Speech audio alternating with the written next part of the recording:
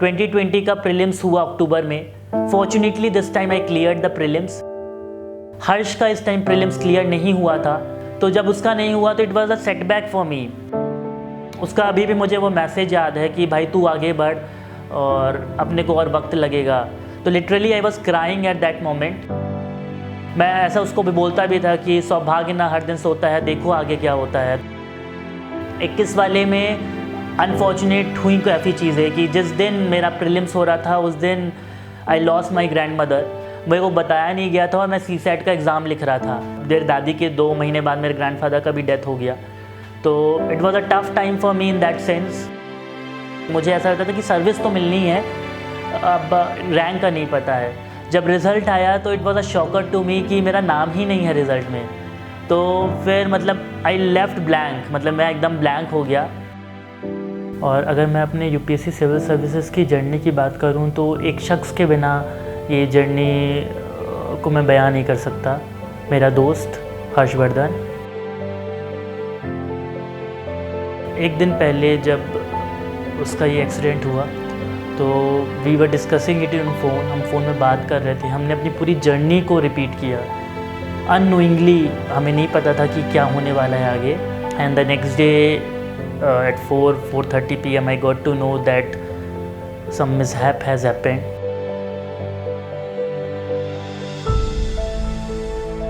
Sometimes you do not know how life will unfold. It becomes very difficult. It is very tough.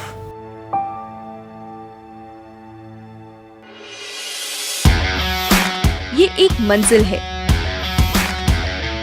तो रास्ते भी होंगे और mentor भी, जो मुश्किलों को आसान बना दे। नतीजे संयोग नहीं होते, दूसरों से बेहतर स्कोर होते हैं। GS Score, an institute for civil services. Good career is a process, and mentoring at GS Score is driven by primarily 2 objectives. One is empowerment and another is excellence. This is what we are known for. कामयाबी की राह पर 1000 से भी ज्यादा निशान। GS Score.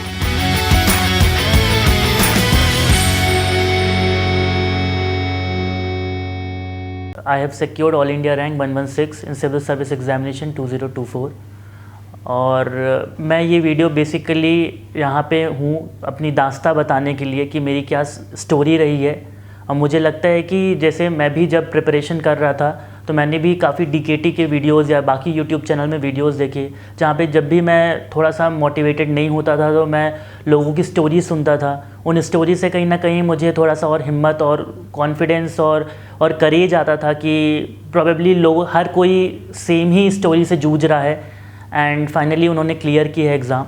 तो मैं अपनी भी स्टोरी इस मीडियम के थ्रू लोगों तक बताना चाहता हूँ, सो दैट कि कुछ लोग इससे इंस्पायर्ड हों और जब भी वो थक हार रहे हों या उनका मन डगमगा रहा हो कि प्रिपरेशन को छोड़ देनी चाहिए, तो वो इस स्टोरी से थोड़ा मोटिवेट हों और वापस से प्रिपरेशन को कंटिन्यू करें।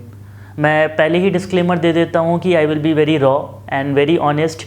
वटेवर जो भी मेरा स्ट्रगल रहा है या जो भी मेरा तैयारी में जो भी चीज़ में बाधा आई है या जो भी मेरे साथ अच्छी चीज़ें हुई हैं, मैं उन सबको एक बहुत छोटे वीडियो में बताना चाहता हूँ। तो basically I was born and brought up in Rewa Madhya प्रदेश।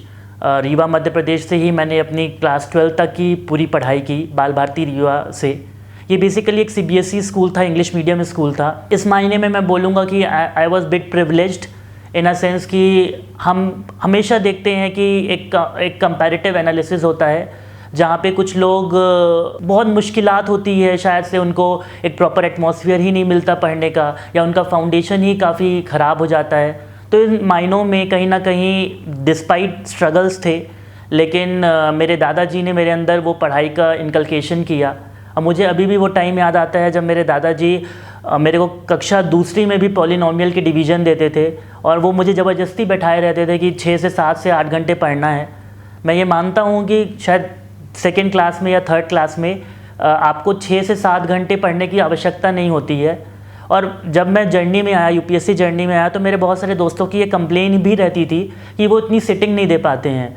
लेकिन मेरे साथ ऐसा कभी नहीं हुआ कि मुझे 7 घंटे बैठने में या 8 घंटे बैठने में इशू हुआ हो। तो कहीं ना कहीं आपका बैकग्राउंड कैसा रहा है, आपका फाउंडेशन कैसा रहा है, इसका काफ़ी बड़ा रोल रहता है आपकी आगे की प्रिपरेशन में भी।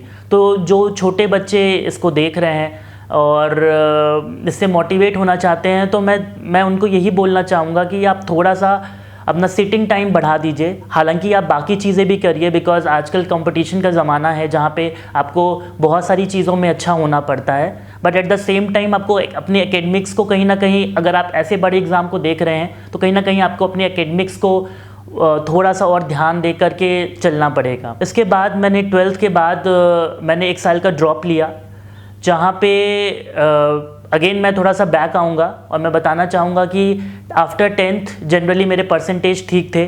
तो एक हर्ड मेंटालिटी होती है जहाँ पे जनरली हम जैसे बैकग्राउंड से आते हैं जहाँ पे शायद से इतनी अवेयरनेस नहीं है, वहाँ पे एक हर्ड मेंटालिटी थी कि जिसके परसेंटेज ज़्यादा हैं they will take the PCM, और मैंने PCM जैसा सब्जेक्ट लिया और 11th-12th में मुझे इसमें काफ़ी मुश्किलात आई। अगर मैं रेट्रोस्पेक्टिवली देखूँ तो मुझे लगता है कि probably I would have taken arts, I would have taken biology, then I could have done better. लेकिन उस टाइम पे जो भी मुझे समझ बूझ आई और जो भी घर वालों का निर्देश था उस हिसाब से मैंने PCM जैसा सब्जेक्ट लिया और 11th-12th में मैंने PCM से पढ़ाई की, जहाँ पे मुझे काफ़ी दिक्कत हुई और काफ़ी प्रॉब्लम्स हुई। Nevertheless I scored 92% in 12th, but it was all very struggling phase of my life. Then जैसे कि सब लोग, अगेन आई विल से कि हर्ड मेंटालिटी, 12th के बाद जनरली हर कोई IIT-JEE की प्रिपरेशन करता है और मेरा हमेशा से कहीं ना कहीं ये रहा है कि I am not born to be an average.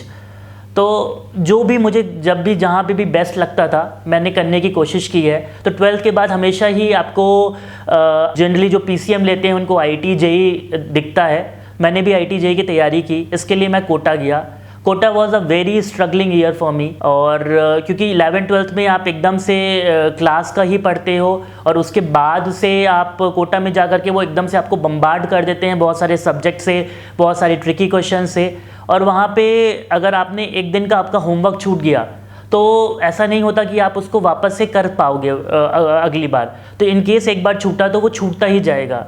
और पर्सनल लाइफ में भी मतलब आप पहली बार घर से बाहर निकल रहे हो, माँ बाप से आप दूर जा रहे हो, और खाना कैसा मिल रहा है, दोस्त कैसे मिल रहे हैं, मतलब बहुत सारे मल्टीपल फ्रेंड्स में मुझे दिक्कत हुई।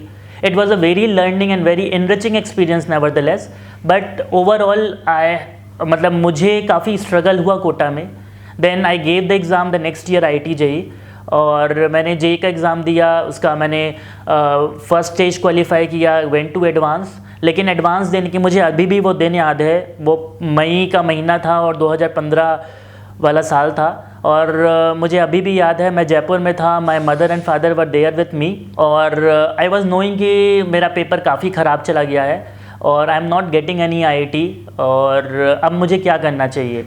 तो इसके पहले तक मुझे IAS IPS या सिविल सर्विसेज का बिल्कुल कुछ भी नहीं पता था, और कोई भी घर में भी ऐसा मेरे के अंदर कभी डाला नहीं कि आपको सिविल सर्विस की तैयारी करनी है या इसके लिए आपको आगे बढ़ना है। तो जब 2015 में मैं जयपुर में था वो रात को, अब मुझे पता था कि इसमें तो मतलब काफ़ी ख़राब हो गया है, अब मेरे पास आगे के लिए क्या स्कोप है। तो literally I search in Google what an individual can do post college to be successful, something like this I have written. That was very naive for me, but it was very honest that I wrote something like this in the Google, and then they came up with lot of options: Indian Engineering Service, Indian Civil Service, and MBA and whatever. There were lot of options there. So मेरा Kota journey के बाद मेरा ये ज़रूर तय हो गया था, I will not go into the technical things now, क्योंकि मुझे हर एक इंडिविजुअल का अपना फोटे होता है। तो मुझे समझ में आया कि probably I can do more better in the non technical things then the technical things, और फिर मुझे समझ में आया कि I can do the civil services. फिर मैंने इसको थोड़ा और डेप्थ में पढ़ा तो मैंने समझा कि इसमें अच्छा आंसर्स लिखे जाते हैं, इसमें ऐसा प्रीलिम्स होता है, जनरल स्टडीज़ के कुछ सब्जेक्ट पढ़ने चाहिए। उस टाइम पे जो भी टॉपर्स थे, मैं भी ऐसे वीडियोस देखता था टॉपर्स के, तो टॉपर्स बताते थे इंटरव्यू में ये सवाल पूछे जाते हैं, मेंस ऐसा होता है, मेंस की स्ट्रेटेजी ये होती है। तो इन वीडियो से ही मैंने उन स्ट्रेटेजीज़ को सीखा और मुझे समझ में आया कि this is something which I can pursue. Honestly मुझे काफ़ी समय लग गया इस एग्जामिनेशन में, बट फर्स्ट डे से एक अंदर से आवाज़ थी कि probably this exam is made for me, I can do, I do not know whether I will get the success और नॉट। जब भी मुझे फेलियर भी मिला है तो मुझे बहुत डाउट होता था कि शायद वो इंट्यूशन शायद कहीं ना कहीं गलत था, ऐसा मुझे लगने लग गया था बाद में। फॉर्चुनेटली आई गॉट सक्सेस और आई कैन से कि वो इंट्यूशन कहीं ना कहीं सही था, भले वो काफ़ी देरी से मिला। तो इस हिसाब से मैंने देन आई ज्वाइंड, मैंने एक इंजीनियरिंग कॉलेज में दाखिला लिया। मैंने देवी अहिल्याबाई विश्वविद्यालय IIT DAVV से अपनी सिविल इंजीनियरिंग की पढ़ाई की। वहाँ पे भी आई गॉट लकी कि हमारा जो कॉलेज होता था वो फेजेस में लगता था। एक क्लास सुबह होगी, फिर दोपहर में होगी, फिर शाम को होगी। तो जनरली ये मेरे फर्स्ट डे से ही मेरे माइंड में था कि I will study for the civil services. तो मैं पैरेलली मैंने बुक्स मंगा ली, मैंने कुछ NCERTs की फ़ोटोकॉपी करा ली और उनको पढ़ने लग गया। Then in the first year I struggled in the civil engineering, और फिर मुझे समझ में आया कि प्रॉबेबली अगर मैं सिविल इंजीनियरिंग को ही अपना ऑप्शनल बना लूँ तो मेरे लिए इंजीनियरिंग में भी बढ़िया हो जाएगा और साथ साथ में मेरी तैयारी भी हो जाएगी। And fortunately I met with a friend in the college also, college only, और he became the guiding light for me. वो मेरे को बोला, वो उसका पहले से सपना था तैयारी करने का सिविल सर्विसेज, और वो मेरे को गाइड किया कि भाई सिविल इंजीनियरिंग बहुत वास्ट सब्जेक्ट है और बहुत मुश्किलात होगी इसमें, तो हमें कोई और सब्जेक्ट को देखना चाहिए। और कोटा जाने के बाद मेरा ये भी हो गया था कि probably I will not join any coaching now, और मैं अपने से ही पढ़ाई करूँगा। लेकिन फॉर्चुनेटली हमारे जब हम सेकेंड ईयर में थे कॉलेज के, then Khan study group first time वो इंदौर में आया। और क्योंकि जनरली इंदौर या MP में UPSC का कल्चर कम है, MPPSC का कल्चर ज़्यादा है। तो जब KSG जैसा इंस्टीट्यूट इंदौर में आया और हम भी इंदौर से में पढ़ाई कर रहे थे, तो मेरे दोस्त ने बोला कि भाई this is a very good institute और मैं तो इसमें ज्वाइन करूँगा। फिर वो कहीं ना कहीं वो फोमो होता है कि he will join, what should I do. फिर मैंने घर में बात की, घर वाले बोले कि नहीं अभी शायद से नहीं कर सकते हैं, अभी हमें एक ही नाव में पैर रखना चाहिए। तो ऐसे करके मुझे घर से एडवाइसेस मिल रही थी, बट समहाउ मेरा मन था कि Kota, again I will say the Kota experience. तो again and again why again I am referring to the Kota experience because शायद से मुझे सक्सेस नहीं मिली वहाँ, but it was very enriching experience. मैंने वहाँ से बहुत कुछ सीखा जो कि मैं अपने आगे की जर्नी में मैंने इम्प्लीमेंट किया। तो कोटा एक्सपीरियंस मुझे ये सिखाया, you have to be an early bird, an early bird catches the worm. तो जितना आप अर्ली चालू करोगे, जितना आप जल्दी चालू करोगे, शायद से आपको सफलता मिलने के चांसेस उतने ज़्यादा होंगे। कोटा में मैं 12th के बाद गया, अगर मैं जल्दी जाता तो प्रोबेबली मुझे सफलता मिल जाती। तो यहाँ भी ये था मेरे को कि मुझे बहुत जल्दी चालू करना है। तो जब मेरा दोस्त बोल रहा था कि वो कोचिंग जाएगा, तो आई ऑल्सो ज्वाइंड, और मैंने वहाँ पे बात की कि हम इंस्टॉलमेंट में फ़ीस दे सकते हैं कि नहीं दे सकते हैं। They agreed to it, and हम दोनों ने और बाकी दोस्तों ने भी हमने कोचिंग ज्वाइन कर ली।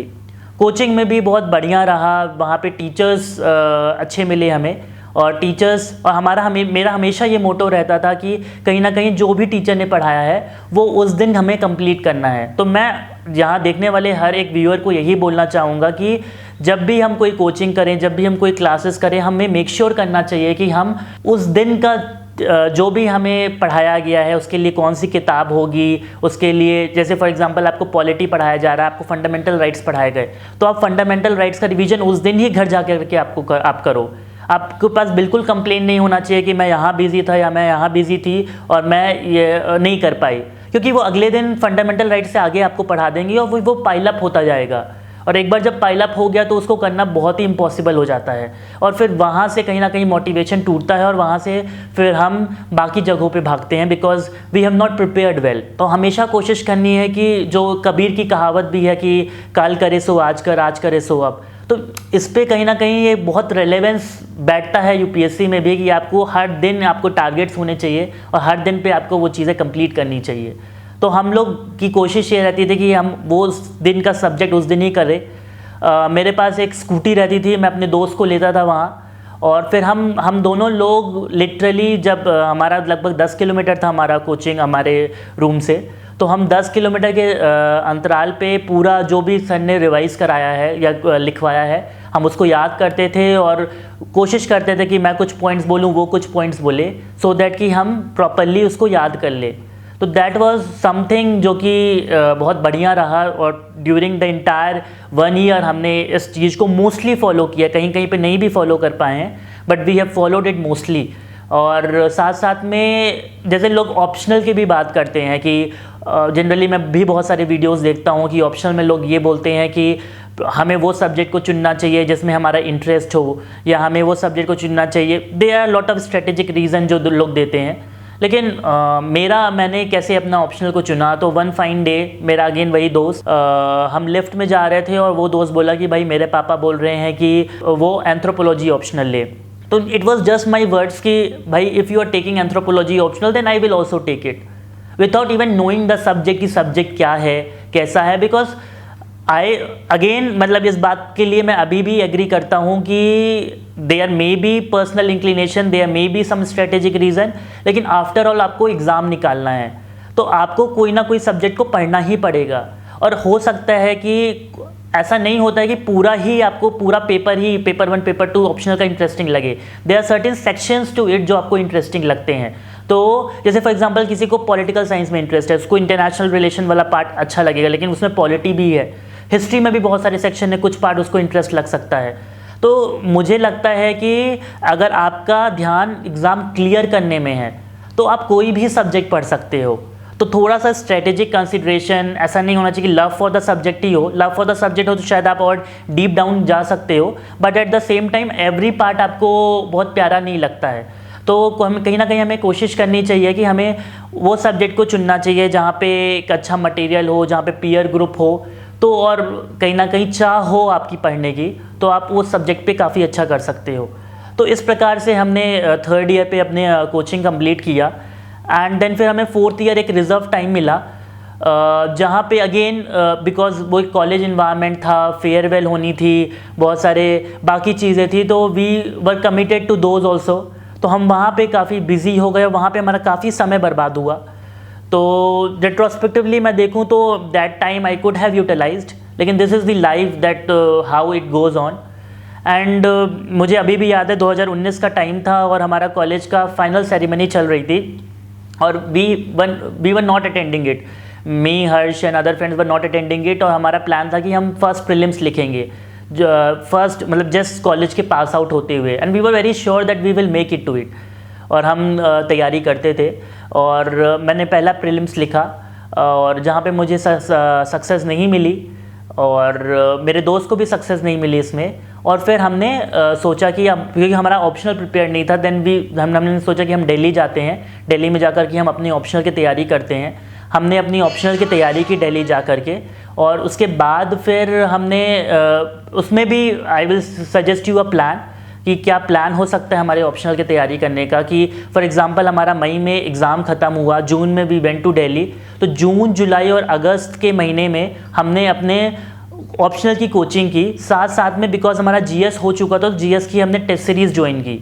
देन सितंबर में जो एक्चुअली में मेंस होना था तो उसको मैं अगले दिन जा कर के कोचिंग में लिखता था कि आई विल सी कि how my standing is as of now, अभी मेंस में, कि अभी मैं लिख रहा हूँ तो मेरी कितनी तैयारी है, मुझे कितने नंबर मिल रहे हैं। तो उसी पूरे एटमॉस्फेयर में कि ऐसे का पेपर एक दिन लिखना है, GS1 का अगले दिन, GS2 का साथ में, GS3 GS4 देन, तो आई प्रिपेयर दैट वे और मैंने लिखा वहाँ पे, तो उससे काफ़ी कॉन्फिडेंस आया मुझे। एंड देन फिर उसके बाद फिर सितंबर महीने से हमने ऑप्शनल की टेस्ट पेपर ज्वाइन कर लिए।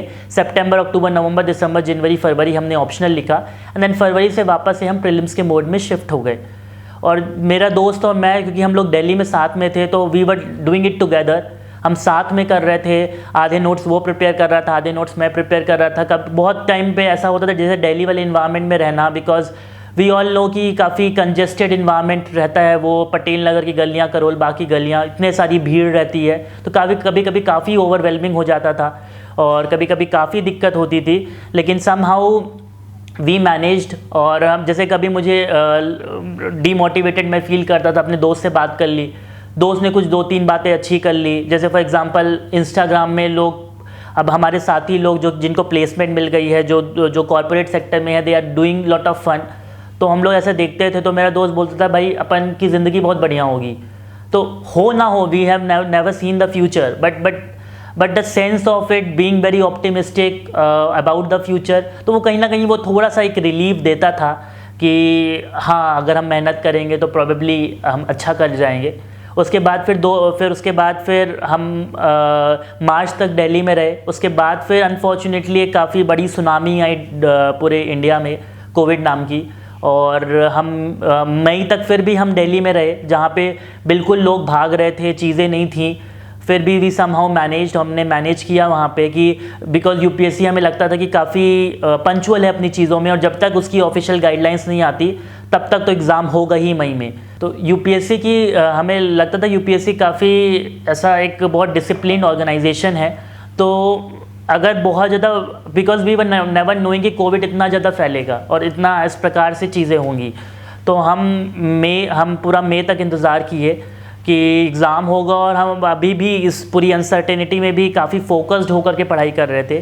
तो again I will say to the viewers कि कभी भी ऐसी कोई आपदा आती है, ऐसी कोई चीज़ें आती हैं, तो आपको भटकना नहीं है। आई नो कि ये बहुत कठिन समय हो सकता है जहाँ पे हमें नियर और डियर वंस को दिक्कत हो सकती है, but at the same time we have to be very mentally ready कि हमारा ध्येय क्या है, because UPSC will not wait for anyone. वो ये नहीं देख रहा है कि आपकी मदर को क्या हो गया, आपके फादर को क्या हो गया, आपके फ्रेंड को क्या हो गया, बिकॉज एग्ज़ाम वही होना है और देयर इज़ अ कॉम्पिटिशन, तो you have to be ready for it. This is very brutal and this is very honest, but it is what it is. तो हम मई तक वेट किए, फिर unfortunately fortunately whatever you say, guidelines आए कि exam will shifted to a later date, और हमें समझ नहीं आया कि अब हम क्या करें यहाँ पे।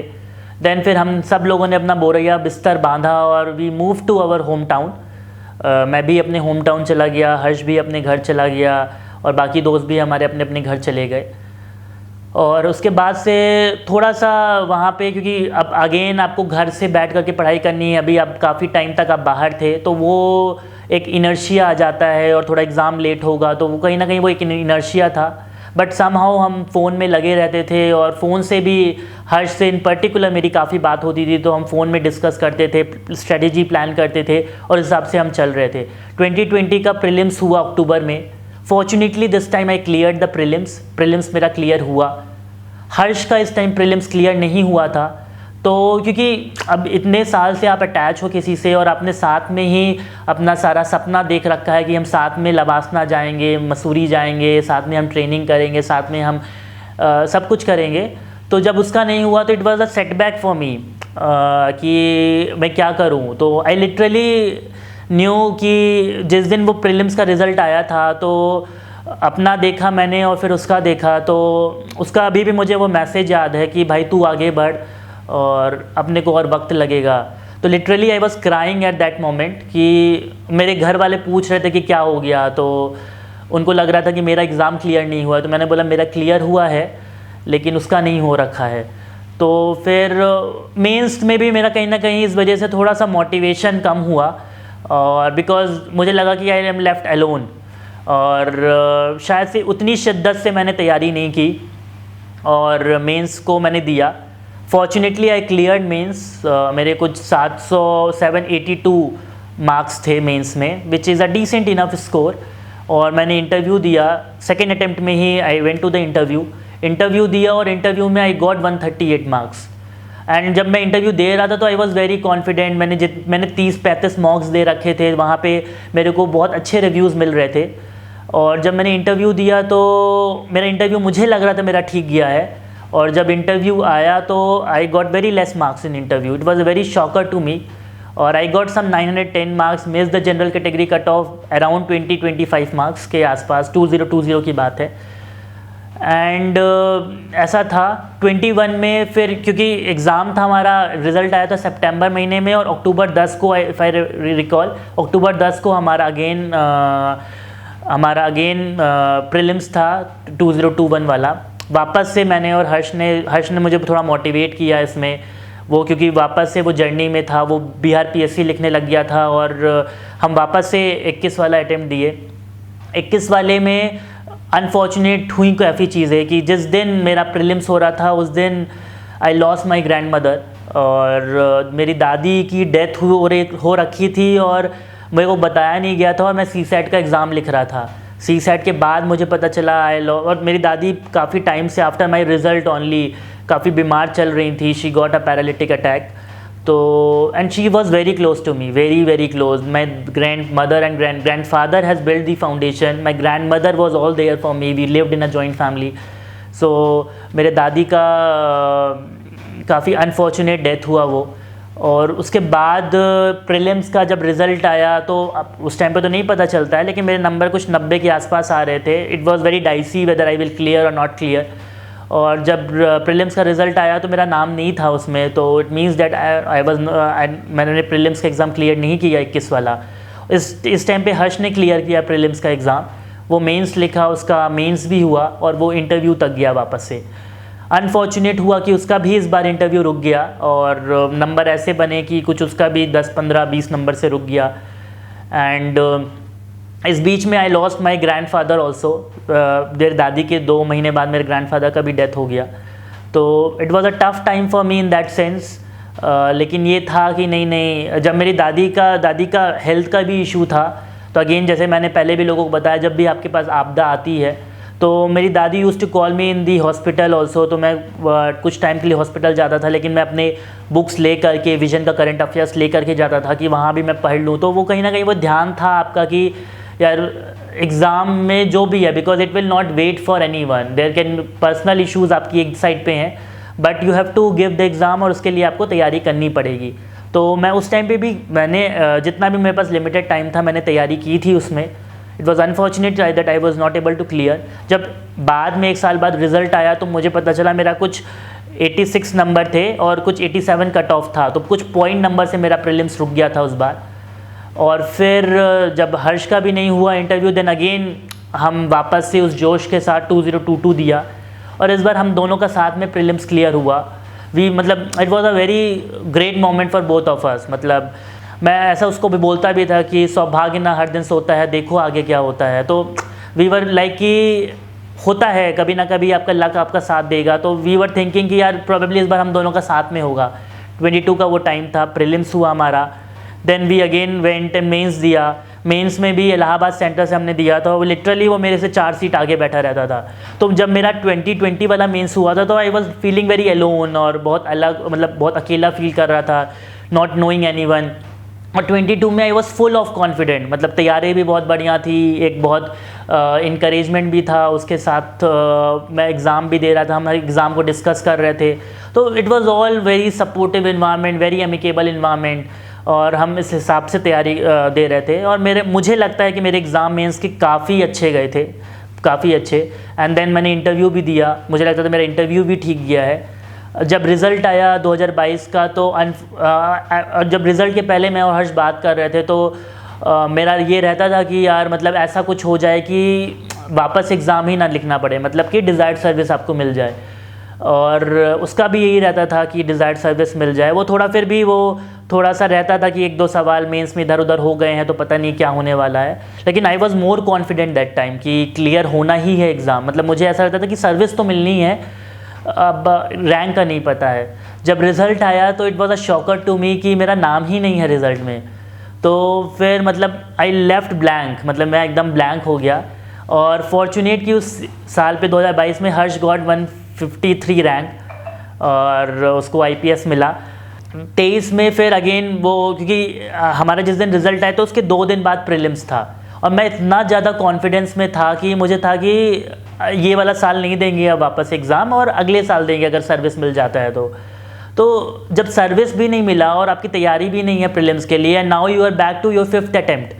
और जब आपका बहुत तैयारी नहीं है तो एक वो कहीं ना कहीं वो डाइसीपन था कि एग्ज़ाम लिखना है नहीं लिखना है. हर्ष बहुत मोटिवेट कर रहा था मुझे because he was writing the exam.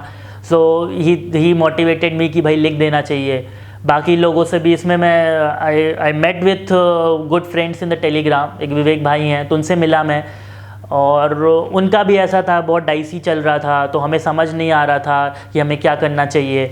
और आई वॉज डिसाइडिंग कि this time I should take a break और मुझे एग्ज़ाम नहीं लिखना है. It was a very hard decision for मी.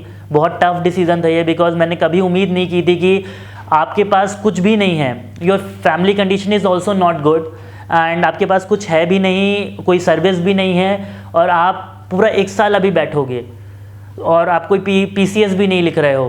तो ये अपने आप में बहुत टफ डिसीज़न था कि आप 1 साल बैठ के क्या करोगे. और अगेन आप नेक्स्ट ईयर का भी श्योर नहीं हो कि एग्ज़ाम आपका निकलेगा कि नहीं निकलेगा.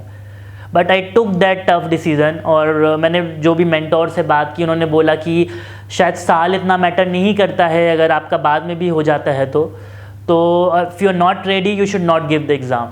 तो मेंटली कहीं ना कहीं मैं रेडी नहीं था। तो मुझे अभी भी याद है वो दिन, प्रीलिम्स के एक दिन पहले मैं अपने दोस्त के यहाँ था, और दोस्त के यहाँ से सुबह सुबह ही भाग करके मैं अपने घर आया, और मम्मी को मैंने गले लगाया कि मम्मी मुझे लगता है हमें तुरंत चलना चाहिए, और मैं सेंटर पे जा कर के शायद मैं अभी भी एग्ज़ाम दे सकता हूँ।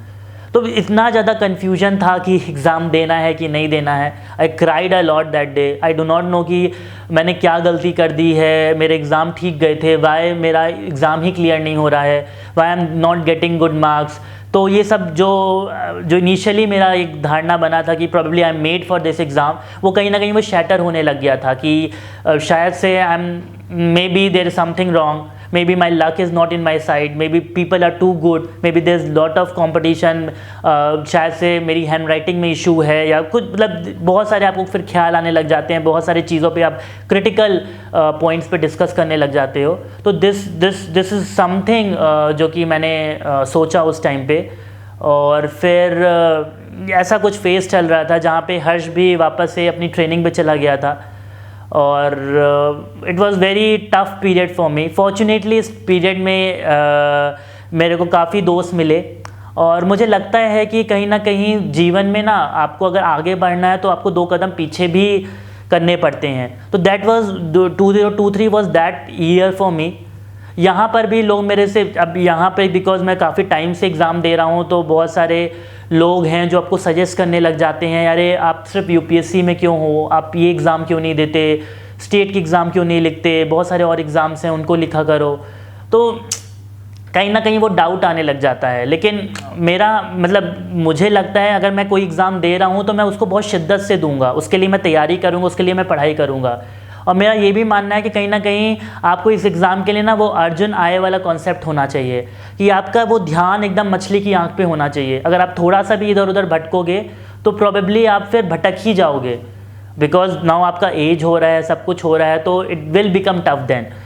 तो 23 में भी then again I took that risk कि मैं कोई एग्ज़ाम नहीं दे रहा हूँ। उस पीरियड पे मैंने थोड़ा फ़न किया, बहुत सारे मेरे दोस्त मिले जो कि रीवा में ही मैं रहता था, तो दोस्तों के साथ थोड़ा मैंने घूमा, थोड़ा एक्सप्लोर किया, और पढ़ाई से थोड़ा मैं दूर गया वहाँ पे अक्टूबर नवंबर दिसंबर तक। और फिर अगस्त के महीने में I got an opportunity in form of sports authority of India. Again क्योंकि मेरा स्पोर्टिंग बैकग्राउंड नहीं रहा है, तो मैं अपने दोस्तों से या घर में मैं बात भी कर रहा था कि यार मैं एक और हार नहीं देख सकता, तो should I go for the interview, should I not go for the interview. मेरी मदर ने यहाँ पे मेरा मोटिवेट किया मुझे, एंड मेरे दोस्तों ने भी मुझे मोटिवेट किया। तो my mother has a very important role, and जब भी एग्ज़ाम होता था तो she was all there, my sister was there, और वो प्रे करते थे। जब मैं अंदर लिख रहा हूँ तो प्रोबेबली वो प्रे कर रहे हैं कि पेपर ईजी हो, इसके अकॉर्डिंग हो। I think the parents are all like that. तो मुझे लगता है कि कहीं ना कहीं वो एक एमिकेबल इन्वायरमेंट की, जब आप ये जो जर्नी है ना आपकी अकेले की नहीं है, आपके माता पिता, आपके बहन भाई, आपके रिलेटिव्स, हर किसी का योगदान होता है। तो इस वजह से जब आपका सिलेक्शन होता है ना, तो दे cry, they enjoy the moment. शायद आपसे ज़्यादा आपके रिलेटिव्स और आपके मम्मी पापा एन्जॉय करते हैं, because they have seen that struggle. तो my mother was, my sister was, and my father was also like that. तो ये कहीं ना कहीं रहता था, और ये पूरा हुआ 2023 वाला साई वाला इंटरव्यू मैंने दिया। एंड यहाँ पे भी जब रिज़ल्ट आया अक्टूबर में, तो मेरा उसमें नाम नहीं था रिज़ल्ट में। देन अगेन फिर मुझे लगने लग गया कि यार क्या चल रहा है, काफ़ी अनफॉर्चुनेट है। और साथ साथ में 2022 में in the civil service I got 951 marks, 960 was the cut off for the general category. अब 9 नंबर कुछ दूर था मैं, तो मुझे क्योंकि रिज़र्व सीट्स भी ज़्यादा थी, तो मुझे ये उम्मीद कहीं ना कहीं थी, आई वॉज ऑप्टिमिस्टिक कि शायद रिज़र्व लिस्ट में नाम आ जाए। तो अभी तो ये चल रहा था ना कि beggars can not be the choosers, तो कुछ भी मिल जाए तो I am ready to take that. तो फिर वो मैं रिज़र्व लिस्ट का भी कहीं ना कहीं बेसब्री से इंतज़ार कर रहा था यूपीएससी की। और वो जब रिज़र्व लिस्ट आई तो मैंने देखा मेरा उसमें भी नाम नहीं है। फिर जो हम लोग बात करते रहते हैं आपस में, जो ग्रुप्स बन जाते हैं, तो उसमें पता चला कि 952 तक गया है रिज़र्व लिस्ट, और 951 मेरे मार्क्स थे और उसमें नहीं मिला है। तो आप देखो ना 2025 नंबर के पेपर में शायद 2 नंबर कितना बड़ा रोल प्ले कर सकते हैं, 1 या 2 नंबर, वो मुझे ये रिज़र्व लिस्ट ने सिखाया कहीं ना कहीं। एंड फिर बाद में मुझे पता चला कि मैं वेटिंग लिस्ट में हूँ साई के, और लोगों ने मुझे बताया कि बहुत सारे लोग जो जिनका सिलेक्शन हुआ साई में, they have got selected in different services also, reserve list में भी लोग सेलेक्ट हो गए हैं, तो they will leave and sports authority of India will call you sooner और लेटर। तो एक ये थोड़ा सा होप बना और लगने लग गया कि शायद कुछ अच्छा चल रहा है। मैं और हर्ष हमेशा ये डिस्कस भी करते थे कि शायद एक वक्त होता है जब आपके ना सितारे मिलने लग जाते हैं कहीं ना कहीं, because this exam is unfortunate है ये कि आप एक लेवल तक ही, एक थ्रेशोल्ड तक ही आप तैयारी कर सकते हो, और इस एग्ज़ाम के लिए वो थ्रेशोल्ड से ऊपर जाना है आपको। उस थ्रेशोल्ड से ऊपर जाने के लिए कहीं ना कहीं वो किस्मत, वो प्रार्थनाएं, वो प्रेयर्स कहीं ना कहीं बहुत इंपॉर्टेंट रोल प्ले करती हैं। तो जो भी मेरे घर वालों ने, मेरे जानने वालों ने, मेरे को प्यार करने वाले लोगों ने जो भी प्रेयर्स की हों, शायद से वो अब फल फूल रही हों। और साई का वेटिंग लिस्ट में 2 फेब 2024 को आई जॉइंट साई, मुझे कॉल आया और मैं काफ़ी खुश हुआ और मुझे लगा कि चलो I got something, Sai is very good, मतलब एक ग्रुप ए की सर्विस है और काफ़ी अच्छा एक्सपोजर हो सकता है और मुझे एक अच्छी नौकरी मिल गई है। मैं बहुत एंथुसियास्टिकली आई जॉइंट साई, और यहाँ पे कहीं ना कहीं ये डर ज़रूर था। अगेन जब आप दूसरे साइड पे होते हो तो आपको कुछ और चीज़ें दिखती हैं, जब आप दूसरे साइड आ जाते हो तो आपको कुछ और चीज़ें दिखने लग जाती हैं। फॉर एग्जांपल जब मैं उस साइड पे था जहाँ पे मेरी नौकरी नहीं लग रही थी, तो मुझे लग रहा था कि कोई भी नौकरी लग जाए। अब मुझे मेरी नौकरी लग गई है तो मुझे ये डर लग रहा है क्या मैं वापस से सिविल सर्विसेज की तैयारी कर पाऊँगा या मुझे इतना टाइम मिलेगा, क्योंकि यहाँ पे EOL जैसा कुछ प्रावधान नहीं होता है और बहुत सारी चीज़ें में दिक्कत होती है। तो समहाउ इनिशियल टाइम में थोड़ा सा आपका वर्कलोड कम होता है because you are learning only. तो वहाँ पे प्रीलिम्स की तैयारी की मैंने, और मेरा दोस्त अभी भी एकदम मोटिवेटर की तरह काम कर रहा था। He was there in his training academy NPA पूरा हैदराबाद, और वो मुझे लगातार कॉल करता था, मोटिवेट करता था। मेरे से ज़्यादा वो खुश था मेरे साई के लिए। तो वो लगातार उसको मैं वो YPT मैंने ऑनलाइन लाइब्रेरी ज्वाइन की हुई थी, मैं हर दिन का उसको भेजता था कि आज मैंने 10 घंटे पढ़ाई की, 8 घंटे पढ़ाई की, 7 घंटे पढ़ाई की, आज मेरी पढ़ाई ही नहीं हुई। इस प्रकार से भी मैं डिस्कशन करता था, वो फिर मोटिवेट करता था कि भाई अगले दिन देखना। तो ये हमेशा हमारे साथ चलता रहता था। और मैंने प्रीलिम्स दिया, प्रीलिम्स मेरा क्लियर हुआ।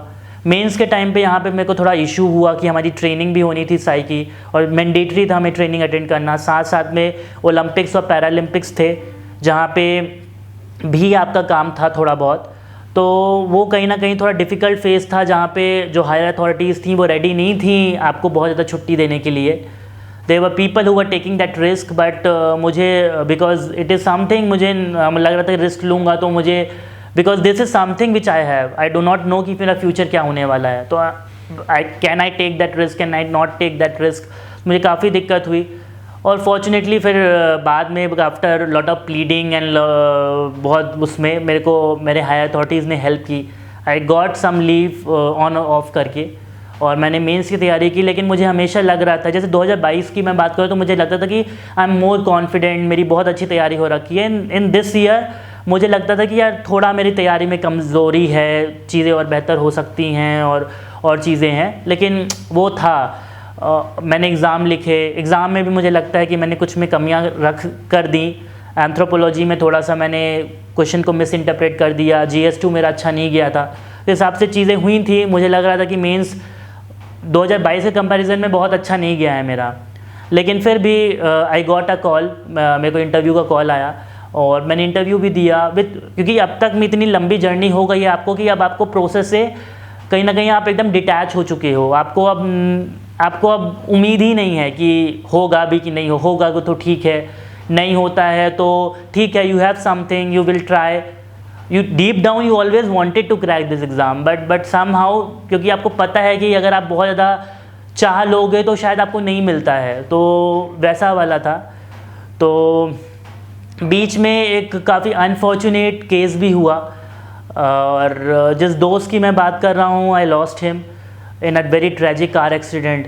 तो जब हम बात भी करते हैं कि हम साथ में एकेडमी जाएंगे, सब कुछ करेंगे, तो अब जब आपका रिज़ल्ट आया, जब आई गॉट क्लियर्ड ऑल्सो, तो I have no one to enjoy with, because जिसके साथ मैंने जर्नी चालू की है ही इज़ नॉट देयर। तो वो भी काफ़ी अनफॉर्चुनेट पार्ट रहा मेरा। और आई नो कि ही इज़ वॉचिंग फ्रॉम अबव और देख रहा है मुझे। एंड प्रोबेबली अगर मैं आपको बताऊं भी तो 22 में I got some 794 marks in mains. In this year I got 795 marks in mains. तो मेरे मेंस में 1 मार्क्स का ही अंतर था, और इंटरव्यू में 2022 I got 158 and this time I got 185। तो देयर वाज 35 मार्क्स का जंप इन इंटरव्यू। मुझे अभी भी लगता है probably he is watching from above, और शायद से उसने ही कुछ किया है, and because of his prayers I am there. तो मतलब कहने का मतलब ये है कि इतनी लंबी जर्नी हो गई, और आप जो उम्मीद करके जर्नी चालू किए थे उसमें आपने बहुत सारे अपने स्टेक होल्डर्स को खो दिया। आप एक बहुत अलग इंसान बन कर के उभर कर के आए हो। जब मैं जर्नी चालू किया था तो मुझे generally I will be very honest कि मैं जो फर्स्ट अटेम्प्टर्स हैं उनका ही वीडियो देखता था बस, कि मुझे लगता था जो लेट अटेम्प्टर्स हैं या जिनका बाद में क्लियर हुआ है, probably something is wrong in them, probably उन्होंने शायद स्ट्रेटजी को बाद में समझा। लेकिन जब ये घटना मेरे साथ ही हो गई, और despite being very N early bird in this exam, और जब मुझे ही इतना टाइम लग गया, तो मुझे ये समझ में आता है कि ऐसा कुछ नहीं होता कि कुछ गलतियाँ होती हैं आपसे। It is after a time it is all luck. Luck काफ़ी बड़ा रोल प्ले करता है। काफ़ी ऐसी सर्कमस्टांसेस आ जाती है जहाँ पे आपका प्रीलिम्स ही क्लियर नहीं होता, एक सवाल गलत एक सवाल सही, और आप इन और आउट हो जाते हो। मेंस में भी कुछ हो जाता है ऐसे। फॉर्चुनेटली जब भी मैंने मेंस लिखा है I am able to crack the mains, but I have known the people जो कि बहुत अच्छा लिखते हैं, लेकिन somehow because of the optional, because of the SN, because of an number of things उनका मेंस क्लियर नहीं होता, या इंटरव्यू में कम नंबर मिल जाते हैं। कुछ लोगों का इंटरव्यू की वजह से ही होता है। तो this exam has lot of uncertainty. Personal challenges होते हैं, प्रोफेशनल चैलेंजेस हो सकते हैं, आपको बहुत कुछ मैनेज करके चलना पड़ता है। तो आपको इसके लिए काफ़ी परसिवरेंस, काफ़ी ग्रेट, काफ़ी डिटर्मिनेशन, और along with that lot of amicable environment, काफ़ी सपोर्ट आपका फैमिली का भी चाहिए होता है। तो मुझे लगता है कहीं ना कहीं मैं इसमें जो भी फैमिली मेम्बर्स इसको देखेंगे, मैं उनको भी ये बोलना चाहूँगा ना कि कभी कभी आप ज़रूर बोलते हैं अपने बच्चों को कि यार ये एग्ज़ाम देख ले, वो एग्ज़ाम देख ले। आई नो कि आपका ये कंसर्न है कि शायद से आपको दूसरे एग्ज़ाम्स को भी तवज्जो दे रहे हो, आप चाहते हो आपका बच्चा अच्छा करे, but at the same time जब आप ऐसा बोल रहे हो तो कहीं ना कहीं वो अंदर डीमोटिवेट हो रहा है कि now probably my mother and father is also not having that kind of confidence in me, and that's why they are suggesting this kind of exams to me. तो शायद से आप वो, क्योंकि अगर मेरे मम्मी पापा ने ऐसे बोला होता तो अपन तो काफ़ी सेटबैक में आ जाते। तो I think this is very important, and this was a journey of me, और this has completely transform me from a very immature kind of a guy to more responsible, more mature, and who have seen his life, who have seen lot of issues, who have lost his close ones, and अब शायद से जब मेरा result भी आया तो for a moment I cried, I called my mother, she was happy, but next day I was back to normal, because I know कि यार ज़िंदगी बहुत बड़ी है, और कभी भी आप राजा से रंक और रंक से राजा बन सकते हो। तो you need to have that kind of gratitude, you acknowledge कि अच्छा आपका सिलेक्शन हो रखा है, but that kind of humbleness, that kind of gratitude is very very very important in life. So जिसको भी आगे भी कनेक्ट करना हो मेरे से, या कुछ भी गाइडेंस की चाहिए, बिकॉज हमें भी हमेशा क्रेविंग होती थी जब भी हम टॉपर्स को देखते थे, जब भी टॉपर्स जो इंटरव्यू भी दे रहे हैं उनको भी देखते थे, तो एक काइंड ऑफ क्यूरियोसिटी आ जाती थी, उनसे बात करें कैसा चल रहा है उनका, क्या सजेशंस उनसे हम मांग लेते हैं। जिनको भी मेरे से डाउट्स हों, और जो भी मेरे से कुछ जो एग्जैक्ट डाउट्स हो रहे हैं आपको प्रिपरेशन में, वो पूछना चाहते हैं, तो आप मुझसे मेरे से इंस्टाग्राम में शुभम शुक्ला 2609 में आप कनेक्ट कर सकते हैं। मैं वहाँ पे काफ़ी एक्टिव रहता हूँ। और इसके अलावा I would like to thank a lot to the DKT for providing me this opportunity so that I can share my entire journey to the people who are watching, और जो कहीं ना कहीं इससे मोटिवेशन लें और कहीं ना कहीं आगे बढ़ें और बहुत हिम्मत से काम करें, क्योंकि मेरे को लगता है कि कोशिश करने वालों की कभी हार नहीं होती है, और हमेशा कहीं ना कहीं किसी ना किसी रूप में अगर आप कोशिश कर रहे हैं तो आपको ज़रूर सफलता मिलेगी। Thank you so much.